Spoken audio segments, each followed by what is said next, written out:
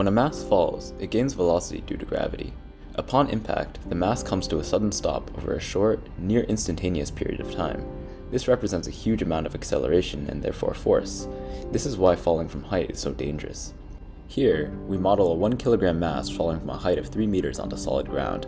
We apply a damped spring model to the collision to model energy absorption through deformation. As can be seen, even the short fall of a relatively light mass represents a huge amount of force, almost 300 newtons at the peak.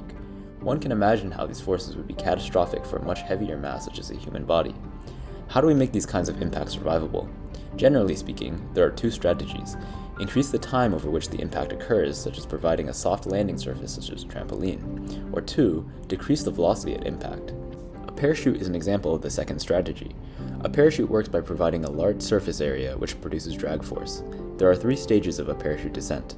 1. Free fall, where the parachute is closed and the jumper is accelerating towards the ground. 2. The deployment of the parachute, where the parachute begins to open. And 3. Where the parachute is fully inflated.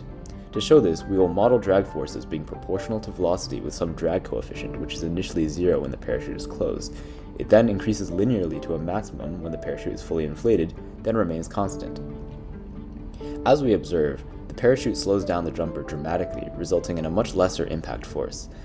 This type of fall represents an equilibrium state called terminal velocity, where the force of gravity is equal and opposite to the force of drag, observed as a horizontal asymptote in the velocity graph.